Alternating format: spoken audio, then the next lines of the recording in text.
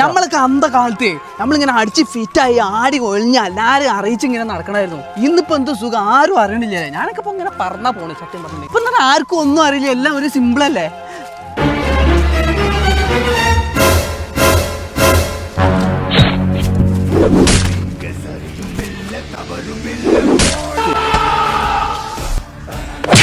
ആള് പടായല്ലോ, എന്താ പറ്റാ സീന്?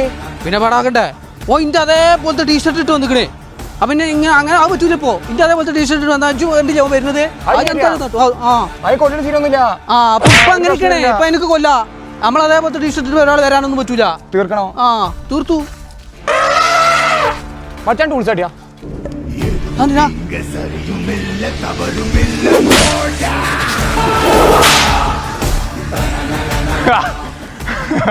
അല്ല മച്ചാനെ, ഇതെന്താ സീന്? പണ്ടേ ഓനെ ഞാൻ പാട്ടിടുന്ന് കൂക്കിക്കണേ. സ്റ്റേജിൽ പാട്ടിടുന്നേ 10ാം ക്ലാസ് അതിന് കൂക്കിയതാണ്. കൂക്കേ?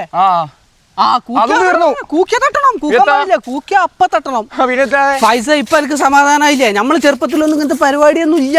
ഈ 2K കാലഘട്ടത്തിൽ ഇതൊക്കെ സർവ്വസാധാരണ, ഇതിലൊന്നും ഒരു പ്രശ്നമില്ല. പ്രവാചകൻ മുഹമ്മദ് നബി പറഞ്ഞ ഒരു കഥയിൽ നിന്ന് നമുക്കിന്ന് തുടങ്ങാം. ഒരുപാട് ആശയങ്ങൾ അടങ്ങിയ ഒരു ചെറിയ കഥയാണ്.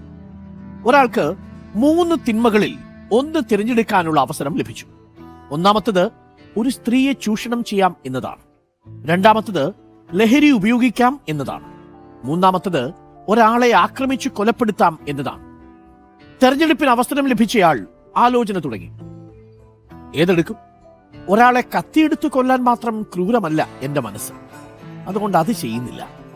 അതുകൊണ്ട് അത് വേണ്ടെന്ന് വെച്ചു. സ്ത്രീയെ പീഡിപ്പിക്കാനും ഉപദ്രവിക്കാനും ചൂഷണം ചെയ്യാനും അയാളുടെ മനസാക്ഷി അനുവദിച്ചില്ല. അമ്മയും പെങ്ങളും ഒക്കെയുള്ളയാളല്ലേ, അതുകൊണ്ട് വേണ്ട. ഒടുവിൽ അയാൾ ആ തീരുമാനം ഉറപ്പിച്ചു. 3 തിന്മകളിൽ ഏറ്റവും താരതമ്യേന കുറഞ്ഞതെന്ന് എനിക്ക് തോന്നുന്നത് ലഹരി തിരഞ്ഞെടുക്കാം എന്നതാണ്. എന്നാൽ ലഹരി ഉപയോഗിച്ചതോടെ നേരത്തെ ഭയപ്പെട്ട ക്രൂരകൃത്യങ്ങൾ ചെയ്യാൻ അയാൾക്കൊരു കൈയുറപ്പുമുണ്ടായില്ല. കഠാര കൊണ്ട് അയാൾ ഒരാളെ കുത്തിക്കൊന്നു, മുന്നിലുണ്ടായിരുന്ന സ്ത്രീയെ ക്രൂരമായി പീഡിപ്പിച്ചു. പ്രവാചകൻ ഇങ്ങനെ പറഞ്ഞ് അവസാനിപ്പിച്ചു: നിർബന്ധമായും നിങ്ങൾ ലഹരിയിൽ നിന്ന് വിട്ടുനിൽക്കുക. അത് ഒരേ സമയം ഒട്ടേറെ തിന്മകളിലേക്കുള്ള വാതിലാണ്.